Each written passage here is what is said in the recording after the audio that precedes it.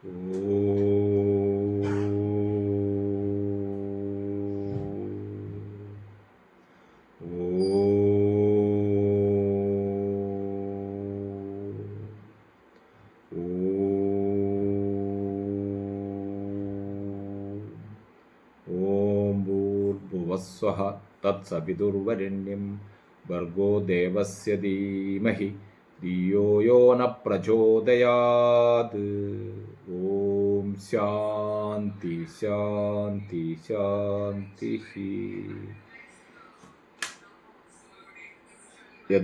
യദാ യദാ he ധർമ്മസ്യ ഗ്ലാനിർഭവതി ഭാരത അഭ്യുത്ഥാനമധർമ്മസ്യ തഥാത്മാനം സൃജാമ്യഹം.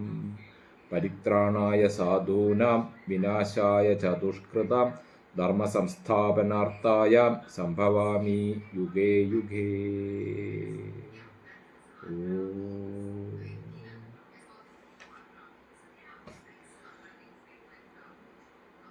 ശ്രീ മഹാഗണപതിക്ക് വന്ദനം. സരസ്വതീ ദേവിക്കും ശ്രീ ഗുരു മഹാരാജനും പരദേവതക്കും ശ്രീ സീതാരാമചന്ദ്രനും വന്ദനം. പരമ്പൊരുളാം സദ്ഗുരു ശ്രീ സായീശ്വരൻ്റെ തൃപ്പാദങ്ങളിൽ പ്രേമഭക്തിപൂർവം അടിയന്റെ പ്രണാമം. സായി സച്ചരിതം ഇന്ന് 19-ാം ദിവസം ആണ്. 11-ാമത്തെ അധ്യായമാണ്. 11-ാമത്തെ അധ്യായത്തിന് ശ്രീ ഹേമന്ത് പാൻ കൊടുത്ത പേര് പ്രേമസ്വരൂപൻ എന്നാണ്. സായി പ്രേമസ്വരൂപനാണ്, അതാണ് തലവാചകം. ധ്യാനിക്കണമെങ്കിൽ ഒരു രൂപവും നാമവും കൂടിയേ തീരൂ. ഹൃദയപത്മത്തിൽ വേണം ഇഷ്ടദേവനെ കുടിയിരുത്താൻ. പ്രേമാർദ്ര ഭക്തിയില്ലാതെ ഹൃദയമുകുളം വിടരുകയില്ല. ധ്യാനം, ഭഗവത്ഗീതയിലും ധ്യാനത്തിനെക്കുറിച്ച് പ്രത്യേകം പരാമർശിക്കുന്നുണ്ട്. ധ്യാനിക്കണമെങ്കിൽ ഒരു രൂപവും നാമവും കൂടിയേ തീരൂ. ഒരു രൂപവും വേണം, ഒരു പേരും വേണം, അല്ലേ? കൃഷ്ണന്റെ രൂപവും നമ്മളെ മനസ്സിലുണ്ട്, അദ്ദേഹത്തിൻ്റെ പേരും. ശ്രീരാമന്റെ രൂപവും മനസ്സിലുണ്ട്, അദ്ദേഹത്തിൻ്റെ പേരും നമ്മളെ മനസ്സിലുണ്ട്. ശ്രീരാമന്റെ ജീവിത കഥയെക്കുറിച്ച് നമുക്ക് ധ്യാനിക്കാം. ആ രൂപവും മനസ്സിൽ വെച്ച് ആ പേരും ഓർമ്മിച്ചുകൊണ്ട് നമുക്ക് ധ്യാനിക്കാം. ശ്രീകൃഷ്ണന്റെ രൂപവും നാമവും വെച്ചുകൊണ്ട് അദ്ദേഹത്തിൻ്റെ ജീവിതത്തിലെ സംഭവ വികാസങ്ങൾ നമുക്ക് ധ്യാനത്തിലേക്കൂടി കൊണ്ടുവരാം. അതേപോലെ തന്നെ സായീശ്വരൻ്റെ, ശ്രീ ഷിർദിയിലെ സായീശ്വരൻ്റെ രൂപവും നമ്മളെ മനസ്സിലുണ്ട്. അദ്ദേഹത്തിൻ്റെ ജീവിതത്തിലുള്ള സംഭവ വികാസങ്ങളെക്കുറിച്ച് ഓർത്തിട്ട് നമുക്ക് ധ്യാനിക്കുകയും ചെയ്യാം. അത് വേണം. അദ്ദേഹത്തിൻ്റെ ജീവിതത്തിൽ ഏതെങ്കിലും ഒരു സംഭവ വികാസങ്ങളെക്കുറിച്ച് കുറച്ച് സമയം നമ്മൾ ആ രൂപവും മനസ്സിൽ പ്രതിഷ്ഠിച്ച് മനസ്സിൽ കൊണ്ടുവന്ന് ധ്യാനിക്കണം. ഹൃദയപത്മത്തിൽ വേണം ഇഷ്ടദേവനെ കുടിയിരുത്താൻ. നമ്മൾ ചെയ്യുന്നത്, സായി സച്ചരിതം നമ്മൾ വായിച്ച് മനസ്സിലാക്കുന്നത് ആ ഇഷ്ടദേവനെ നമ്മുടെ മനസ്സിൽ കുടിയിരുത്താൻ വേണ്ടിയാണ്. 52-ാമത്തെ അധ്യായം വായിച്ച് കഴിയുമ്പോഴേക്കും സായീശ്വരൻ, ഷിർദിയിലെ സായീശ്വരൻ നമ്മുടെ മനസ്സിൽ പ്രതിഷ്ഠിക്കപ്പെടും. അതിനു വേണ്ടിയിട്ടുള്ള ശ്രമമാണ് നമ്മൾ സായി സച്ചരിതത്തിൽ കൂടി നടത്തുന്നത്. പരമ്പൊരുളിന് 2 ഭാവമുണ്ട്: നിരാകാരഭാവം, സാകാരഭാവം. നിരാകാരം എന്നാൽ ഒരു രൂപവും ഇല്ലാത്ത ചൈതന്യം. സാകാരം എന്നാൽ രൂപത്തിലൂടെ അരൂപിയായ ഈശ്വരനിൽ ചെന്നെത്താനാവും. ഒന്ന് നിരാകാരം, നിർഗുണം. സാകാരം, സഗുണം. നിരാകാരം എന്നാൽ നിരാകാരം എന്ന് പറഞ്ഞാൽ രൂപമില്ല, ചൈതന്യം, രൂപമില്ലാത്ത ചൈതന്യം. സാകാരം എന്ന് പറഞ്ഞാൽ രൂപമുള്ള ചൈതന്യം. ഏത് വേണമെങ്കിലും നമുക്ക് സ്വീകരിക്കാം. നമുക്ക് രൂപം മനസ്സിൽ വെച്ചുകൊണ്ട് ധ്യാനിക്കാം, നാമവും വെച്ചുകൊണ്ട് ധ്യാനിക്കാം. പക്ഷെങ്കിൽ ക്രമേണ നമ്മൾ ഏതിലെത്തണം?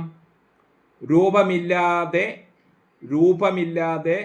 നാമമില്ലാതെ ആ പരമചൈതന്യത്തിനെ കുറിച്ചിട്ട് ധ്യാനിക്കാൻ പറ്റുന്ന സ്ഥിതിയിലേക്ക് നമ്മൾ എത്തിച്ചേരണം. എപ്പോഴും രൂപം നാമം ഓർത്തുകൊണ്ടല്ല. നമ്മൾ എപ്പോഴാണോ നിരാകാര ഭാവത്തിൽ നമുക്ക് ഈശ്വരനെ കാണാൻ സാധിക്കുന്നത്, ധ്യാനിക്കാൻ സാധിക്കുന്നത്, അതുവരെ ഒരു സഹായിയായിട്ട്, ഒരു ഊന്നുവടിയായിട്ട് നമുക്ക് സാകാര രൂപത്തിൽ, ഒരു നാമരൂപത്തിൽ കാണാം. നമ്മൾ നാമത്തിലും രൂപത്തിലും കുടുങ്ങിപ്പോവാൻ പാടില്ല. അതേ ഈശ്വരൻ എന്ന് പറഞ്ഞ നമ്മളെ ഈശ്വരൻ മനുഷ്യരൂപി അല്ല എന്ന് പറഞ്ഞ്, ഞാൻ എല്ലാ ജീവജാലങ്ങളിലും കുടികൊള്ളുന്ന ചൈതന്യമാണ് എന്ന് പറഞ്ഞ്, ആരാണോ എന്നെ കേവലം മനുഷ്യരൂപം ആയി മാത്രം കാണുന്നത് അവർ മൂഢന്മാരാണ് എന്നാണ് ഭഗവത്ഗീതയെ പറഞ്ഞത്. അപ്പം ഒരു പരിധി വരെ നമുക്ക് രൂപത്തിലും നാമത്തിലും എത്താം. ജീവിത അവസാനം വരെ രൂപത്തിലും നാമത്തിലും ആയിപ്പോകും. കുറച്ച് കഴിയുമ്പോൾ രൂപത്തൊന്നും നാമത്തൊന്നും വിട്ടിട്ട് നിരാകാര ഭാവത്തിൽ നമ്മൾ എത്തിച്ചേരണം. നിർഗുണ ഭാവത്തിൽ ഈശ്വരനെ ധ്യാനിക്കാൻ നമുക്കാവണം. നിരാകാരവും സാകാരവും രണ്ടല്ല, ഒന്ന് തന്നെ. ഉറച്ച നെയ്യും ഉരുകിയ നെയ്യും. ഉറച്ച നെയ്യ് അത് സാകാരം, രൂപം. ഉരുകിയ നെയ്യ് നിരാകാരം. അവ തമ്മിലുള്ള വ്യത്യാസം താൽക്കാലികം മാത്രം. കാര്യത്തിലൊരടുക്കുമ്പോൾ രണ്ടും നെയ്യ് തന്നെ. ഒന്ന് ഉരുക്കിയത്, ഒന്ന് ഉരുക്കാത്തത്. സഗുണനായ സാകാരമായ ഈശ്വരനെ ആരാധിക്കാൻ നാം വിഗ്രഹം, പീഠം, അഗ്നി, ജലം എന്നിങ്ങനെയുള്ള വസ്തുക്കൾ ഉപയോഗിക്കും. നമുക്കറിയാം നമ്മൾ എങ്ങനെയാണ് ഈശ്വരനെ ധ്യാനിക്കുന്നത്. സഗുണരൂപത്തിൽ എങ്ങനെയാണ് ധ്യാനിക്കുന്നത്? അതിന് വിഗ്രഹം വേണം, പീഠം വേണം, അഗ്നി വേണം, ജലം വേണം എന്നീ വസ്തുക്കളൊക്കെ വേണം സാകാര രൂപത്തിൽ ഈശ്വരനെ ധ്യാനിക്കാൻ, അല്ലേ? സാകാര രൂപത്തിൽ ഈശ്വരനെ ധ്യാനിക്കാൻ ഇവയൊക്കെ വേണം. ഇവയേക്കാൾ ഒക്കെ എത്രയോ ശ്രേഷ്ഠമാണ് ഉറച്ച ഭക്തിയോടെ ശ്രീ ഗുരുവിനെ പൂജിക്കുക. എന്നാൽ ഏകാഗ്ര ഭക്തിയോടെ ശ്രീ ഗുരുചരണങ്ങളിൽ ശരണാഗതി തേടിയാൽ ഗുരുവല്ല ഈശ്വരൻ തന്നെ ഇളകിപ്പോകും. പക്ഷെ ക്രമേണ നമ്മൾ നിരാകാര ഭാവത്തിൽ എത്തിച്ചേരണം. എപ്പോഴും സാകാര രൂപവും നാമത്തിലും മാത്രമായി പോകരുത് മാത്രം. അത് രൂപവും നാമവും മറ്റേ നിരാകാര ഭാവത്തിലേക്കുള്ളതിൻ്റെ ഒരു സ്റ്റെപ്പായിട്ട് മാത്രം കാണണം. അല്ലാണ്ട് ജീവിത അവസാനം വരെ രൂപവും ഭാവത്തിലും നമ്മൾ ആയിപ്പോകരുത് എന്നാണ് ഹേമന്ത് പാന്ത് നമ്മളോട് പറയുന്നു. ഹേമന്ത് പാന്ത് പറയുന്നത് സായീശ്വരൻ ഹേമന്ത് പാന്തിനോട് തന്നെ പറഞ്ഞതാണ്. എന്നെ നിങ്ങൾ കേവലം മനുഷ്യരൂപത്തിൽ കാണാൻ പാടില്ല. ഞാൻ എല്ലാ ചൈതന്യങ്ങളിലുമുണ്ട്. നായിലുണ്ട്, പൂച്ചയിലുണ്ട്, പന്നിയിലുണ്ട്, എല്ലാത്തിലുണ്ട്. ആ രൂപത്തിൽ വേണം, ആ ചൈതന്യമായിട്ട് വേണം നിങ്ങൾ എന്നെ കാണാൻ. അവിടെ നിങ്ങൾ എത്തണം, അവിടെ എത്തിച്ചേരണം. എൻ്റെ രൂപത്തിലും എൻ്റെ നാമത്തിലും മാത്രം ഒതുങ്ങിപ്പോകരുത് എന്ന് സായീശ്വരൻ നമുക്ക് പറഞ്ഞു തരുന്നു. ഈശ്വരനെ ഏതെങ്കിലും ഇഷ്ടരൂപത്തിൽ ആദ്യം മനസ്സിൽ കുടിയിരുത്തുക. പിന്നീട് അവിടുത്തെ രൂപമില്ലാത്ത, അതായത് നിരാകാര ഭാവത്തെ അറിയാൻ ശ്രമിക്കുക. ആദ്യം ഈശ്വരനെ, ഇപ്പം ഷിർദിസായിയെ ആ രൂപത്തില്, ആ നാമത്തില് നമ്മളെ മനസ്സിൽ കുടിയിരുത്തുക. അതിനു വേണ്ടിയാണ് നമ്മൾ ശ്രമിക്കുന്നത്. ക്രമേണ നമ്മൾ എന്ത് വേണം? അതിൽ നിന്ന് ഉയർന്ന് രൂപമില്ലാത്ത, അതായത് നിരാകാര ഭാവത്തെ അറിയാൻ ശ്രമിക്കണം. രൂപമില്ലാതെ സായീശ്വരനെ, സർവ്വജീവജാലങ്ങളിലുമുള്ള ആ ചൈതന്യത്തിന് നമുക്ക് ധ്യാനിക്കാൻ സാധിക്കണം. ഈ അവസ്ഥ ഭക്തന്മാർക്ക് ഉണ്ടാക്കാനായി ബാബ പല രീതിയും ശ്രമിക്കാറുണ്ട്. ഈ ശ്രീകൃഷ്ണൻ അദ്ദേഹത്തിൻ്റെ ഭഗവത്ഗീതയിൽ കൂടി അർജുനന് പറഞ്ഞു കൊടുക്കുന്നത്, ആരാണോ എന്നെ മനുഷ്യരൂപത്തിൽ കാണുന്നത് അവർ മൂഢന്മാരാണ്. അപ്പൊ സായീശ്വരനും അത് തന്നെയാണ് പറഞ്ഞിട്ടുള്ളത്. പക്ഷെ അദ്ദേഹം പറയുന്ന രീതി മാറ്റം, അദ്ദേഹം പറയുന്ന ശൈലി മാറ്റം. എന്നെ നിങ്ങൾ ആദ്യം തന്നെ നിങ്ങൾ രൂപത്തിലും നാമത്തിലും കരുതി നിങ്ങളുടെ മനസ്സിൽ പ്രതിഷ്ഠിക്ക്. പക്ഷെ ക്രമേണ അതിൽ തന്നെ മുഴുകിപ്പോകരുത്. ക്രമേണ അതിൽ നിന്ന് എന്ത് വേണം, ഉറച്ച നെയ് എങ്ങനെയാണോ ഉരുകിപ്പോന്ന് അതേപോലെ നമ്മൾ നിരാകാര ഭാവത്തിൽ എത്തിച്ചേരണം എന്നാ പറയുന്നത്. ഈ അവസ്ഥ ഭക്തന്മാർക്ക് ഉണ്ടാക്കാനായി പല രീതിയും ശ്രമിക്കാറുണ്ട്. ചിലരെ കുറച്ചു കാലത്തേക്ക് ദർശനത്തിന് തന്നെ സായി അനുവദിക്കില്ല. സായീശ്വരൻ എന്ത് ചെയ്യും, ചില ആൾക്കാരെ, അദ്ദേഹത്തിന്റെ ഭക്തന്മാരിൽ ചില ആൾക്കാരെ കുറച്ച് ദിവസം അദ്ദേഹം രൂപവും നാമവും എല്ലാം അവരുടെ മനസ്സിൽ പ്രതിഷ്ഠിച്ചു കഴിഞ്ഞാൽ കുറച്ച് ദിവസത്തേക്ക് അദ്ദേഹം ദർശനത്തിന് അനുമതിയെ കൊടുക്കൂല. നിങ്ങൾ എവിടെയെങ്കിലും ഇരുന്ന് ധ്യാനിച്ചോളൂ, നിങ്ങൾ എന്നെ കാണാൻ വേണ്ടി വരാനേ പാടില്ല, ദർശനത്തിനുള്ള അനുമതിയെ നിഷേധിക്കും. ചിലരെ സായി ഷിർദിയിൽ നിന്ന് ദൂരെ അയക്കും, കുറെ ദിവസത്തേക്ക് ദൂരെ അയക്കും. എന്തിനാ ദൂരെ അയക്കുന്നത്? അവരുടെ വെറുപ്പുള്ളത് കൊണ്ടല്ല, മറിച്ച് അവരെ ഈ രൂപവും ഈ നാമവും ഇല്ലാതെ അവരെ മനസ്സിൽ ഈശ്വര പ്രതിഷ്ഠ നടത്തി ആരാധിക്കാൻ അവർക്ക് സാധിക്കണം, ധ്യാനിക്കാൻ അവർക്ക് സാധിക്കണം. അതിനു വേണ്ടിയാണ്. ചിലരെ കൊണ്ട് പുണ്യഗ്രന്ഥങ്ങൾ നിരന്തരം പാരായണം ചെയ്യിക്കും, ചിലരെ കൊണ്ട് ഗ്രന്ഥം പാരായണം ചെയ്യിക്കും. ഈ സാധന കുറെ കാലം ശീലിക്കുമ്പോൾ ആ ഭക്തന്മാർക്ക് ഒരു കാര്യം വെളിപ്പെടും. കുറെ കാലം ഇത് വായിക്കുമ്പോൾ മനസ്സിലാവും, സായി ആ ശരീരത്തിൽ മാത്രമല്ല സദാ സർവത്ര നിറഞ്ഞിരിക്കുന്നു. സായീശ്വരൻ സർവത്ര നിറഞ്ഞിരിക്കുന്നു. സർവജീവജാലങ്ങളിലും സസ്യലതാദികളിലും ജലജീവികളിലും ഒക്കെ ആ ചൈതന്യമാണ് ഉള്ളത് എന്ന് ക്രമേണ എപ്പോഴാണോ നമുക്ക് എത്തുന്നത് എന്നാലേ നമുക്ക് നമ്മളെ അതിൽ നമുക്ക് ഉറച്ചു നിന്ന് പറയാൻ പറ്റൂ. ഇല്ലെങ്കിൽ കേവലം ഒരു ഭക്തൻ എന്നുള്ള നിലവാരത്തിൽ തന്നെ ആവും നമ്മൾ ഉണ്ടാവുക. സായി ആ ശരീരത്തിൽ മാത്രമല്ല സദാ സർവത്ര നിറഞ്ഞിരിക്കുന്നു. സായി ഇല്ലാത്ത അണുവിട പോലും പ്രപഞ്ചത്തിലില്ല. സായീശ്വരൻ ഇല്ലാത്ത ഒരു ഇട പോലും, ഒരു സ്ഥലം പോലും ഈ പ്രപഞ്ചത്തിലില്ല. എല്ലാ സ്ഥലത്തും പ്രപഞ്ചത്തിൽ മുഴുവൻ ഈശ്വരൻ നിറഞ്ഞിരിക്കുന്നു. ഈ അറിവാണ് ശുദ്ധജ്ഞാനം. പ്രപഞ്ചത്തിൽ മുഴുവൻ ഈശ്വരൻ നിറഞ്ഞിരിക്കുന്നു എന്ന അറിവ് എപ്പോഴാണോ നമുക്കുണ്ടാകുന്നത് എന്നാലേ ശുദ്ധജ്ഞാനം കിട്ടി എന്ന് പറയാൻ പറ്റൂ. ആര് കാണുമ്പോൾ ആ ചൈതന്യമാണ് എന്നുള്ള ഒരു ഭാവം നമ്മളെ മനസ്സിലുണ്ടാവണം.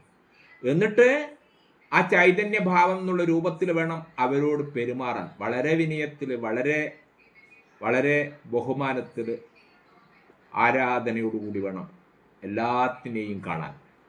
എന്നാലേ ശുദ്ധജ്ഞാനം നമുക്ക് കിട്ടി എന്ന് പറയാൻ പറ്റും. ഇല്ലെങ്കിൽ ശുദ്ധജ്ഞാനം കിട്ടിയതായിട്ട് നമുക്ക് കണക്ക് കൂട്ടാൻ പറ്റൂല.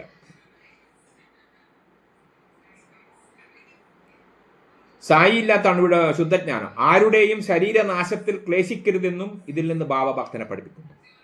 ശരീരനാശത്തിൽ ക്ലേശിക്കാൻ പാടില്ല. നമ്മുടെ ശരീരം നശിക്കാനുള്ളതാണ്. ഈ ശരീരം നശിക്കാനുള്ളതാണ്, എന്നെന്നും നിലനിർത്താൻ വേണ്ടിയിട്ടുള്ളതല്ല.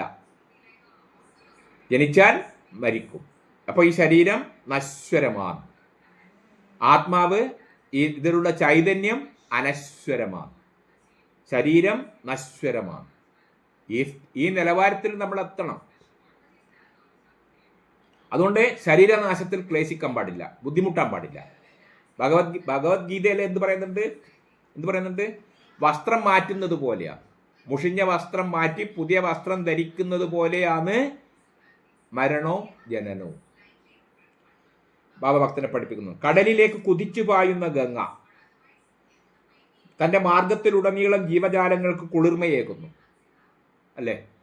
കടലിലേക്ക് കുതിച്ചു പായുന്ന ഗംഗ, കടലിലേക്കാ പായുന്നു. പക്ഷെ തീരപ്രദേശങ്ങളിലൊക്കെ, അത് ഒഴുകുന്ന തീരപ്രദേശങ്ങളിലൊക്കെ കുളിർമയേകുന്നു, ദാഹമകറ്റുന്നു. ആൾക്കാർ വെള്ളം ഉപയോഗിച്ച് ദാഹമകറ്റുന്നു. ഋഷീശ്വരന്മാരും ഇങ്ങനെ തന്നെ. ആ ഗംഗ പോലത്തെ, ആ കടലിലേക്ക് കുതിച്ചു പായുന്ന ഗംഗ പോലെ തന്നെയാണ് ആര്? ഋഷീശ്വരന്മാർ. അവര് ആ കാലഘട്ടത്തിൽ ഏത് എവിടെയാണോ ഉള്ളത് അവിടെയെല്ലാം അവർ കുളിർമ നൽകുന്നു. അപ്പൊ ഗംഗാനദി കടലിൽ പോയി പതിക്കുന്നു എന്ന് പറയുമ്പോൾ ഈ ഋഷീശ്വരന്മാർ നമ്മളെ ഈശ്വരനിലേക്ക് എത്തിക്കാൻ വേണ്ടി, ആ പ്രപഞ്ചം മുഴുവൻ ഈശ്വരൻ എന്ന അതിലേക്ക് എത്തിക്കാൻ വേണ്ടി ഋഷീശ്വരന്മാർ പരിശ്രമിക്കുന്നു. അതാണ് അവരുടെ പരിശ്രമം. ഋഷീശ്വരന്മാർ ഗംഗാനദീനെ പോലെ അവർ ഗംഗാനദി ദാഹമകറ്റുന്ന്, കുളിർമ കൊടുക്കുന്നു. അതുപോലെ തന്നെ ഋഷീശ്വരന്മാർ. അപ്പോൾ യഥാ യഥാ ഹി ധർമ്മസ്യ ഗ്ലാനിർഭവതി ഭാരത അഭ്യുത്ഥാനം അധർമ്മസ്യ തഥാത്മാനം സൃജാമഹ്യം. അല്ലേ? ഇവിടെ ധർമ്മത്തിന് എപ്പോഴൊക്കെയാണോ ഇത് നാശം സംഭവിക്കുന്നത്, ധർമ്മം എപ്പോഴൊക്കെയാണോ ആൾ ശ്രദ്ധിക്കാതെ അധർമ്മത്തിന് മാത്രം ശ്രദ്ധ കൊടുക്കുന്ന, അന്നേരമൊക്കെ ഞാൻ ജനിക്കുന്നു, ഋഷീശ്വരന്മാർ ജനിക്കുന്നു. കുളിർമയേകാൻ, ഗംഗാനദി തീരത്തിന് കുളിർമയേകുന്നത് പോലെ, ഗംഗാനദി ആൾക്കാരുടെ ദാഹം മാറ്റുന്നത് പോലെ, നമ്മളുടെ ആ തിന്മയെ, നമ്മുടെ മനസ്സിലെ തിന്മയെ മാറ്റാൻ വേണ്ടി ഋഷീശ്വരന്മാർ ജനിക്കുന്നു. അതുപോലെ പിന്നെ ശരീരം ത്യജിക്കുന്നു. ഇതിനിടയിൽ അവർ തങ്ങളുടെ ജീവിതത്തിൽ പ്രപഞ്ചത്തെ ശുദ്ധീകരിക്കുന്നു. ഋഷീശ്വരന്മാർ ജനിക്കുന്നു, അവരും മരിക്കുന്നു. പക്ഷെ അവർ മരിക്കുന്നതിലിടക്ക് ഈ പ്രപഞ്ചം മുഴുവൻ ശുദ്ധീകരിക്കുന്നു. പ്രപഞ്ചത്തിലുള്ള തിന്മകൾ മുഴുവൻ മാറ്റാൻ വേണ്ടി അവർ പരിശ്രമിക്കുന്നു. അവരതിൽ വിജയിക്കുന്നു. അവരുടെ കാലഘട്ടം കഴിയുമ്പോൾ പോകുന്നു. അതാണ് അവർ പറഞ്ഞത്, എന്നെ നിങ്ങൾ ഇതിൽ മാത്രം കാണാൻ പാടില്ല, കേവലം മനുഷ്യരൂപത്തിൽ മാത്രം കാണാൻ പാടില്ല. അവർ നമുക്ക് കുളിർമ നൽകാനും നമ്മളെ തിന്മകളിൽ നിന്ന് നന്മകളിലേക്ക് എത്തിക്കാനും വേണ്ടിയിട്ടാണ് അവരുടെ ജന്മം. ധർമ്മത്തിന് ഗ്ലാനി സംഭവിക്കുമ്പോഴൊക്കെ അവർ ജനിച്ചിട്ടുണ്ട്. ശാന്തനും സൗമ്യനും ക്ഷമാമൂർത്തിയും ആയിരുന്നു ബാബ. ഭഗവാൻ ശ്രീകൃഷ്ണൻ അരുളിയത് ഇങ്ങനെ: ഋഷിയുടെ ഹൃദയത്തിൽ ഞാൻ തന്നെയാണ്. ശ്രീകൃഷ്ണൻ പറഞ്ഞിട്ടുണ്ട് ഋഷിമാരെ കുറിച്ചിട്ട്, ഋഷിയുടെ ഹൃദയത്തിൽ ഞാൻ തന്നെയാണ്.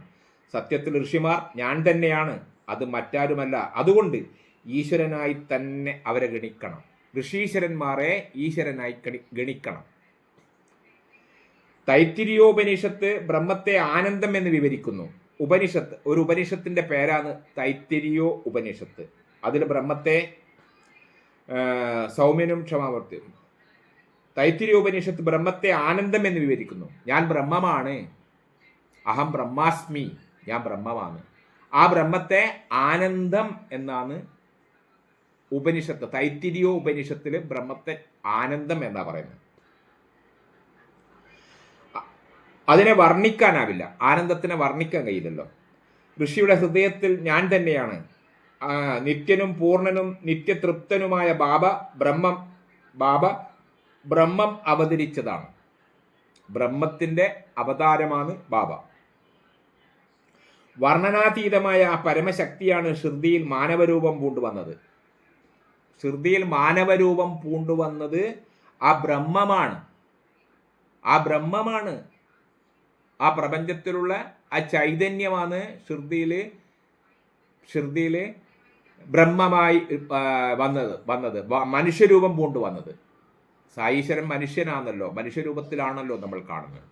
അപ്പൊ മനുഷ്യരൂപത്തിൽ മാത്രം കാണരുത്, അത് ബ്രഹ്മം തന്നെയാണ്, ഈശ്വരൻ തന്നെയാണ്. അഹം ബ്രഹ്മാസ്മി. നമ്മുടെ എല്ലാവരുടെയും ഉള്ളിൽ കുടികൊള്ളുന്ന ആ ചൈതന്യമാണ് മാനവരൂപം പൂണ്ടുവന്നത് ഷിർദിയിൽ സായീശ്വരനായിട്ട്. ആ പരമശക്തിയാണ് ഷിർദിയിൽ മാനവരൂപം പൂണ്ടുവന്നത്. അവിടുന്ന് ഭക്തന്മാർക്ക് രക്ഷകനും ആശയസ്ഥാനവുമായി ഭക്തന്മാരുടെ ഇഷ്ടത്തിന് വഴങ്ങി അവരുടെ ആഗ്രഹങ്ങൾ നിറവേറ്റുകയായിരുന്നു. അദ്ദേഹം എന്താ ചെയ്ത്? ഭക്തന്മാരുടെ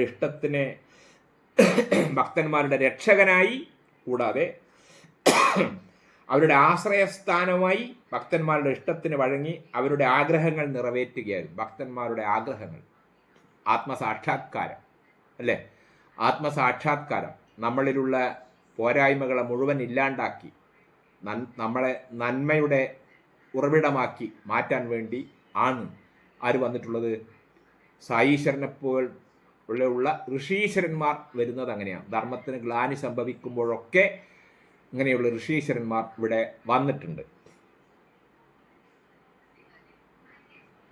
ചാക്കിന്റെ ഒരു കഷ്ണമായിരുന്നു ബാബയുടെ ഇരിപ്പിടം. പിന്നീട് ഏതോ ഭക്തൻ ഹൃദയപൂർവ്വം സമർപ്പിച്ച കുഷ്യനിൽ അവിടെ നിന്നിരുന്നു. മറ്റൊന്ന് ചാരിയിരിക്കുന്ന ഭിത്തിയിലും വെച്ചു. ചില ഭക്തന്മാർ ബാബയെ പൂജിക്കാൻ ആഗ്രഹിച്ചു. അവിടുന്ന് അതിന് വഴങ്ങി. ചിലർ ബാബേനെ പൂജിക്കും, ബാബേനെ ഇരുത്തിയിട്ട് പൂജിക്കും. ബാബ അതിന് വഴങ്ങി. ചിലർ ചാമരം വീശി, ചിലർ വീശിക്കൊടുക്കും. ചിലരാകട്ടെ സുഗന്ധലേപനങ്ങൾ പുരട്ടി അവിടത്തെ ആദരിച്ചു. സുഗന്ധലേപനങ്ങൾ, ചന്ദനം പോലത്തെ ലേപനങ്ങൾ പുരട്ടി അദ്ദേഹത്തെ ആദരിച്ചു. തൃക്കൈകളും തൃപ്പാദവും കഴുകി ചിലർ ആനന്ദിച്ചു. ബാബയുടെ തൃപ്പാദങ്ങൾ കഴുകി, ബാബയുടെ തൃക്കൈകൾ കഴുകി ചിലവരങ്ങനെ അവരുടെ ആഹ്ലാദം, അവരുടെ സന്തോഷം പ്രകടിപ്പിച്ചു. മറ്റു ചിലർ താമ്പൂലം നൽകി, ചിലർ ബാബക്ക് വെറ്റില നൽകി. ശിവലിംഗത്തിൽ എന്ന പോലെ ചന്ദനം തൊടിവിച്ചു. ചിലർ അവിടെ നിന്ന് ഇതെല്ലാം ക്ഷമാപൂർവം അനുവദിച്ചു, സ്വീകരിച്ചു. ഇങ്ങനെ ഭക്തന്മാർ എന്തെല്ലോ അദ്ദേഹത്തിനെ ചെയ്യാറുണ്ട്. ചിലർ ചന്ദനം പുരട്ടിക്കൊടുക്കും, ചിലർ സുഗന്ധദ്രവ്യങ്ങൾ പുരട്ടിക്കൊടുക്കും, ചിലർ പൂജിക്കും, ചിലർ തൃക്കൈകൾ കഴുകിക്കൊടുക്കും, ചിലർ തൃപ്പാദങ്ങൾ കഴുകിക്കൊടുക്കും. ഇങ്ങനെ ഭക്തന്മാർ എന്ത് ചെയ്താലും ബാബ അതിനെ എതിർപ്പൊന്നും പറയാറില്ല. അദ്ദേഹം അതിനൊക്കെ വഴങ്ങിക്കൊടുക്കലാണ് പതിവ്.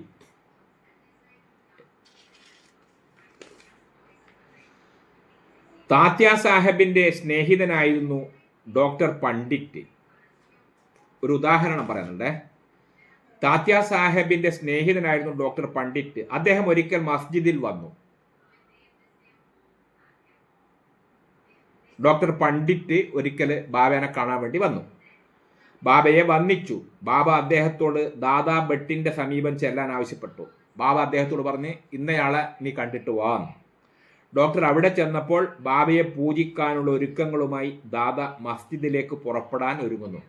ബാബ ഏതോ ഒരാളുടെ പേര് പറഞ്ഞിട്ട് ഡോക്ടർ സാഹിബോട് പറഞ്ഞു, അദ്ദേഹത്തെ പോയി കണ്ടിട്ട് വാ, ദാദാ ഭട്ടിനെ കണ്ടിട്ട് വാ.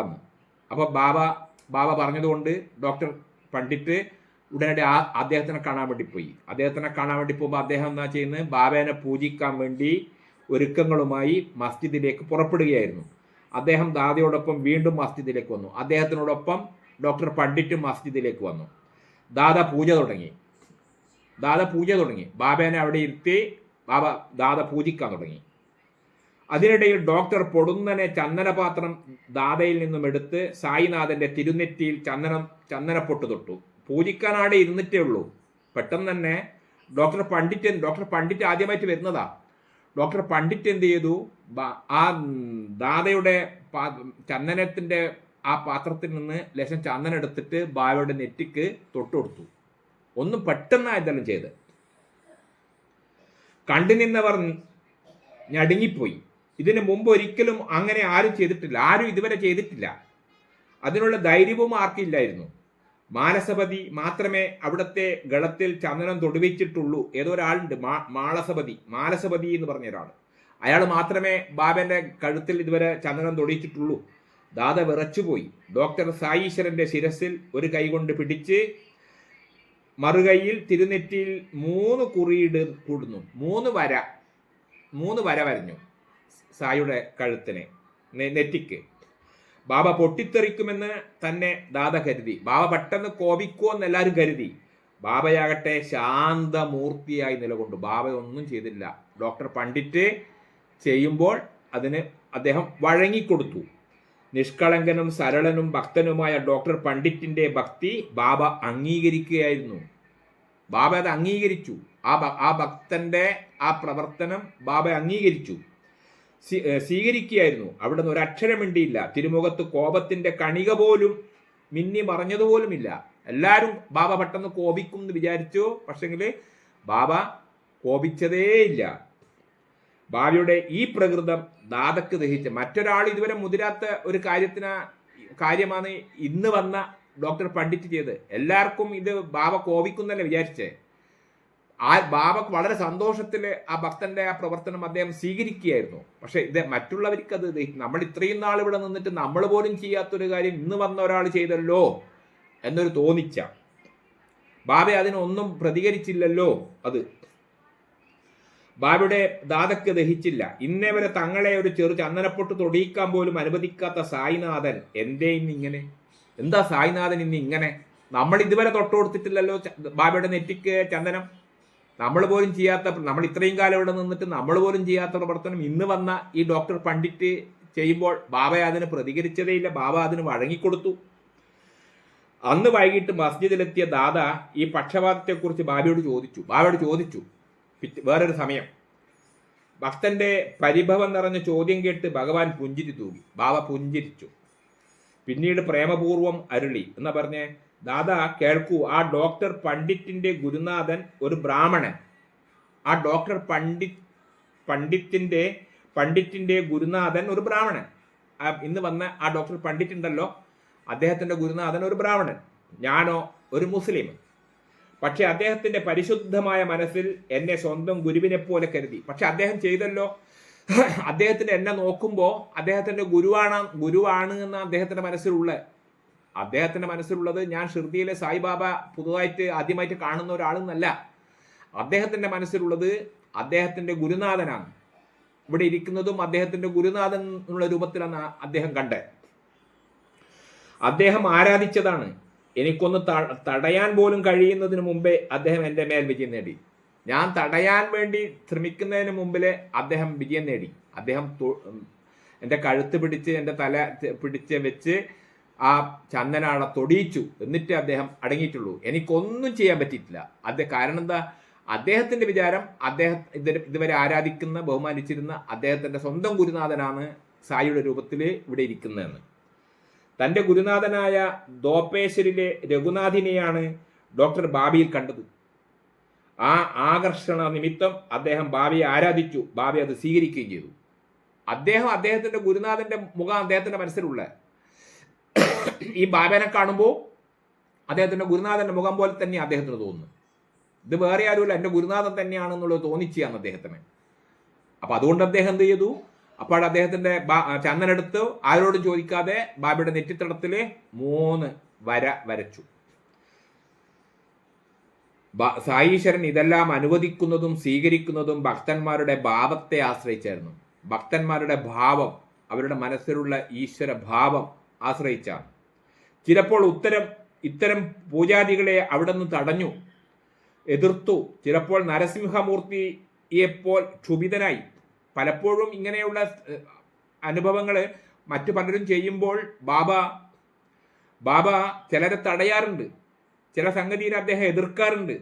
ചിലപ്പോൾ നരസിംഹമൂർത്തിനെ പോലെ കോപിക്കാറുണ്ട്, ക്ഷുഭിതനാവാറുണ്ട്. പൂജാ സാമഗ്രികൾ വലിച്ചെറിഞ്ഞു. ചിലർ പൂജ ചെയ്യാൻ വരുമ്പോൾ ചിലപ്പോൾ പൂജാ സാമഗ്രികൾ ബാബ വലിച്ചെറിഞ്ഞിട്ടുണ്ട്. ചിലപ്പോൾ അഗ്നി പോലെ കത്തിക്കാളി, ചിലപ്പോൾ അഗ്നിനെ പോലെ ഒച്ചത്തിൽ കത്തിക്കാളിയിട്ട് സംസാരിക്കാറുണ്ട്. മിഴികൾ ഭയങ്കരമായി ഉരുട്ടി നിൽക്കുന്ന ബാബയെ കണ്ട് ഭക്തന്മാർ ഭയന്ന് ഓടിയിട്ടുണ്ട്. ബാബയുടെ ദേഷ്യം പിടിച്ച കണ്ണ് കണ്ടിട്ട് പൂജ ചെയ്യാൻ വന്ന പല ആൾക്കാരും ഓടിപ്പോയിട്ടുണ്ട്. അങ്ങനെയുള്ള ബാബയാണ് ഇന്ന് വന്ന ഡോക്ടർ പണ്ഡിറ്റിനെ ആ ദാദാ സാഹബ് പൂജ ചെയ്യുമ്പോൾ അദ്ദേഹത്തിന്റെ കയ്യിലുള്ള പാത്രത്തിൽ നിന്ന് ചന്ദനം അദ്ദേഹം എടുത്ത് ബാബയുടെ തല മുറുക്കപ്പിടിച്ച് നെറ്റിക്ക് നല്ല വൃത്തിയിൽ ചന്ദനം തൊടിപ്പിച്ച്. ബാബക്ക് തടയാൻ പോലും സാധിച്ചിട്ടില്ല. ഇതുവരെ മറ്റുള്ള പലരെയും കോപിച്ച് നരസിംഹമൂർത്തിനെ പോലെ പേടിപ്പിച്ചിരുന്ന ബാബ ഇന്ന് വളരെ ശാന്ത സ്വരൂപത്തിലാണ് കണ്ടത്. അതുകൊണ്ടാണ് എല്ലാ ആൾക്കാർക്കും ഞെട്ടിപ്പോയത്. മിഴികൾ ഭയങ്കരമായി ഉരുട്ടി നിൽക്കുന്ന ബാബയെ കണ്ട് ഭക്തന്മാർ ഭയന്ന് ഓടിയിട്ടുണ്ട്. പക്ഷെ അടുത്ത ക്ഷണം അവിടെ നിന്ന് സൗമ്യനാവും, വെണ്ണ പോൽ മൃദുവാകും. ആദ്യം ബാബ കോപിക്കാറുണ്ട്, പക്ഷെ പെട്ടെന്ന് തന്നെ ബാബ നല്ല ശാന്ത സ്വരൂപനാവും, മൃദുവാകും, തികഞ്ഞ ശാന്തതയോടെ അരുളും. ഞാൻ കോപാകുലനായി നിങ്ങൾക്ക് തോന്നിയാലും എനിക്കകമേ തെല്ലും കോപമില്ല. ബാബ പറയാറുണ്ട്, ഞാൻ കോപാകുലനായി നിങ്ങൾക്ക് തോന്നിയാലും എൻ്റെ ഉള്ളിൽ നിങ്ങളോട് യാതൊരു വിധത്തിലുള്ള കോപവുമില്ല. അപ്പൊ ഭക്തന്മാർക്ക് തോന്നേണ്ടതാ അത്. ഈശ്വരനെ, അത് ഋഷീശ്വരന്മാരായിക്കോട്ടെ ആരായിക്കോട്ടെ, ഈശ്വരന്മാർക്ക് ഭക്തന്മാരോട് ചിലപ്പോൾ കോപമായിട്ട് തോന്നിപ്പോവാറുണ്ടെങ്കിലും യാതൊരു വിധത്തിലുള്ള കോപവും അവർക്ക് മുഖത്ത് ഉണ്ടാവാറില്ല. ഭയന്ന് അകലെ നിൽക്കുന്ന ഭക്തരെ തന്നെ അരികിൽ വിളിച്ചു വരുത്തി സായീശ്വരി പറയും. സായീശ്വരി പറയാറുണ്ട്, ദൂരെ നിൽക്കുന്ന ആൾക്കാരെ അടുത്ത് വിളിച്ച്, ചില ആൾക്കാർ പേടിച്ചിട്ട് ദൂരെ പോയി നിൽക്കും. അവരെ കണ്ടാലേ ചിലപ്പോൾ ബാബ വിളിക്കും.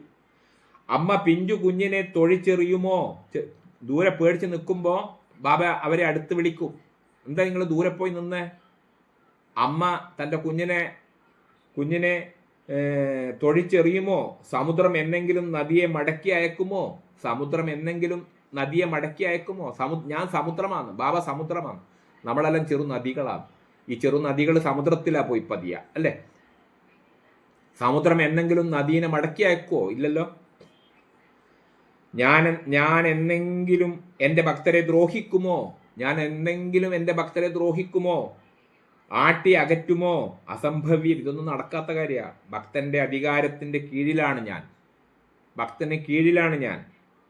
പറഞ്ഞിട്ടില്ലേ കഴിഞ്ഞ ദിവസം? ഞാൻ ഭക്തന്മാരുടെ ദാസനാണ്. ദാസന്മാരുടെയും ദാസനാണ്. അങ്ങനെ പറഞ്ഞിട്ടുള്ളത്. ഭക്തന്റെ അധികാരത്തിന് കീഴിലാണ് ഞാൻ അവർക്കൊപ്പം കാണും. ഭക്തപ്രേമത്തിനായി എനിക്ക് ആർത്തിയാണ്. ഭക്തന്മാരുടെ സ്നേഹത്തിന് വേണ്ടി എനിക്ക് ആർത്തിയാണ്. ഹൃദയം നൊന്ത് വിളിക്കുന്ന ഭക്തനെ ഉടനടി ഞാൻ ഉത്തരമേകും. ആരാണോ എന്നെ ഹൃദയം നൊന്ത് വിളിക്കുന്നത് അവർക്ക് ഞാൻ ഉടനെ ഉത്തരം കൊടുക്കും. ഇപ്പോൾ സായി ലീല സ്മരണയിലെത്തുന്നു. ഇപ്പോൾ ഇനി മറ്റൊരു സായി ലീലയാണ് നമ്മൾ പറയേണ്ടത്. അത് നാളെ നമുക്ക് പറയാവുന്നതാണ്. ഇന്ന് ഇവിടെ തൽക്കാലം നിർത്തുകയാണ്. എല്ലാ ആൾക്കാരും സായിയുടെ ഈ ചരിതം, സായി സച്ചരിതം കുറച്ച് സമയം അരമണിക്കൂറെങ്കിലും കേൾക്കാൻ വേണ്ടി നിങ്ങൾ എല്ലാ ആൾക്കാരും തയ്യാറാവണം. മാത്രമല്ല മറ്റുള്ളവർക്ക് ഷെയർ ചെയ്തിട്ട് ഇതിലെ കാണുന്ന ആൾക്കാരുടെ എണ്ണം വർദ്ധിപ്പിക്കാൻ വേണ്ടി ഓരോരുത്തരും ശ്രമിക്കണം. അത് സായീശ്വരനോട് കാണിക്കുന്ന ഏറ്റവും മഹത്തായ ഒരു കാര്യം തന്നെയാണ് എന്ന് വേണം കരുതാൻ. ഇത്രയും പറഞ്ഞുകൊണ്ട് കേൾക്കുന്ന എല്ലാ ഭക്തന്മാർക്കും ഞാൻ സായീശ്വരൻ്റെ ഇന്നത്തെ പറഞ്ഞ കാര്യങ്ങൾ മുഴുവൻ സായീശ്വരൻ്റെ തൃപ്പാദത്തിൽ സമർപ്പിക്കുന്നു. എല്ലാ ആൾക്കാർക്കും സായീശ്വരായ നമഃ.